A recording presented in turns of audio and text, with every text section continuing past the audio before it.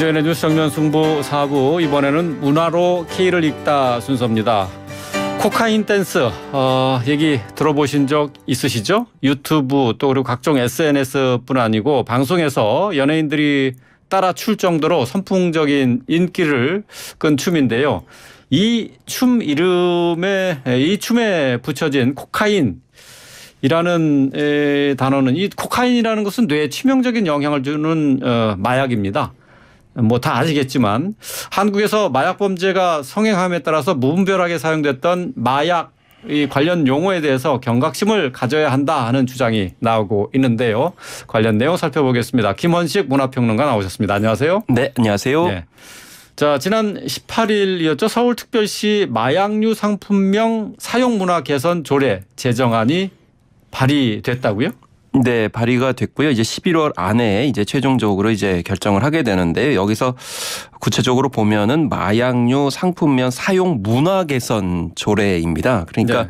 상품명 사용 금지 조례가 아니고요. 그래서 이 문화 개선 조례, 문화인지는 모르겠습니다만은 이 내용을 보면은 서울시장의 책임을 강조를 하고 있습니다. 그래서 이 마약류의 상품명을 어느 정도나 사용하고 있는지 실태 조사를 해서 네. 여기에 대해서 대책을 세우도록 해야 된다.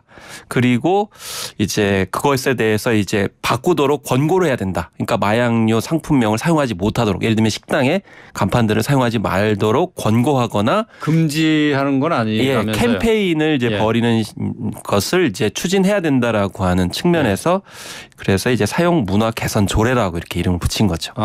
뭐 일종의 뭐 계도 캠페인 뭐 이 정도로 봐야 되나요? 거기에 대해서 이제 서울시장이 책임지고 뭔가 추진을 해야 된다. 그걸 조례로 정하겠다는 거죠. 예.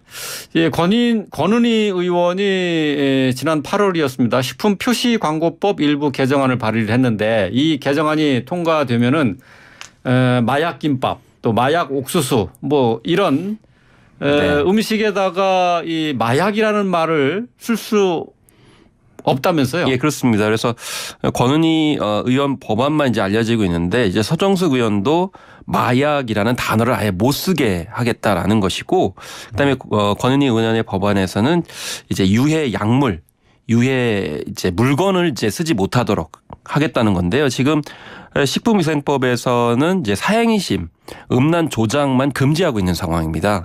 그렇기 때문에 마약류 같은 경우는 지금 사각지대에 있거든요. 그렇기 때문에 아예 못을 받겠다. 그래서 마약류만 할 것이냐, 아니면 유해 약물, 유해 물건까지 할 것이냐라고 했을 때 이제 권은희 의원의 법안이 좀 포괄적이다라고 볼 수가 있는 것입니다. 네.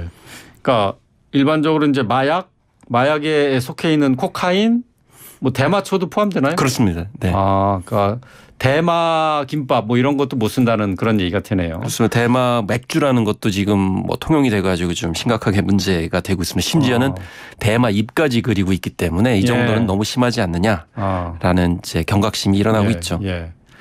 성분이 문제가 아니라 지금 이름에다 이제 못 쓰게 하는 건데. 네, 그렇습니다. 성분은 당연히 들어가면 안 됩니다. 그렇죠. 물론 그렇습니다. 맛도 내면 안 됩니다. 향기도 내면 안 되고. 예. 근데 이 반대 측에서는 결국 이제 법안의 실효성이 있느냐, 이게 마약이라고 하는 것은 마약 김밥 그러면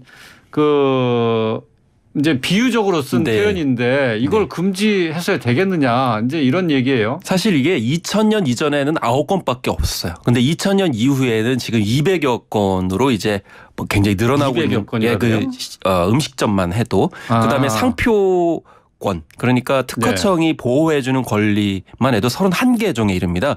근데 뒤늦게 특허청이 이걸 문제인식을 해가지고 2006년부터는 식품이라든지 아동용품에는 쓰지 못하도록 하고 있어요. 근데 문제는 그 이외의 물건들입니다. 예를 들면 최근에 이제 법원과 이제 다툼이 있었는데 베개에 그 마약이라는 단어를 썼어요. 근데 결국에는 그 회사가 이겨버렸어요.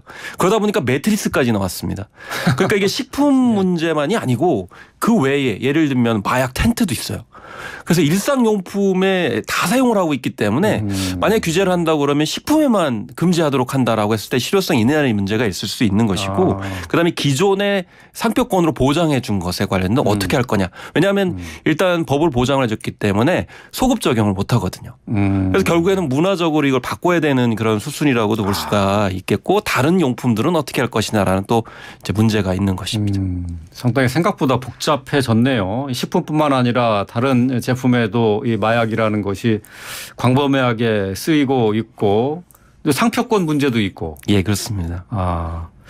자, 어쨌든 법안이 통과된다고 해도 일상에서 쓰는 마약이라는 단어를 규제할 수는 또 없는 거잖아요. 사실 이게 마약이라는 단어를 왜 이렇게 많이 쓰게 됐을까라고 생각을 해보면요. 일단 이게 젊은이들의 놀이문화에서 처음에는 나왔습니다. 제가 기억하기로는 이게 떡볶이에서 시작됐다고 봐요.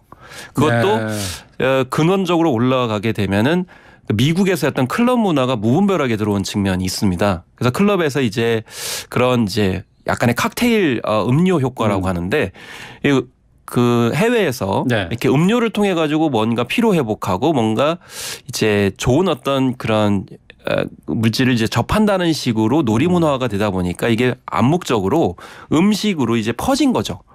그렇기 때문에 이런 그 놀이 문화처럼 인식하는 것을 좀 근절을 해야 되겠고요. 그다음에 콘텐츠 관점에서 봤을 때는 예전 방식으로 마약이 유통된다는 것에서 벗어나야 됩니다. 예를 들면 수리남이나 옛날에 영화 아저씨처럼 조폭이 담당을 해서 대형으로 들여와서 그거를 확산시킨다. 그러니까 물리적으로 거래한다는 개념이 지금 사라지고 있거든요.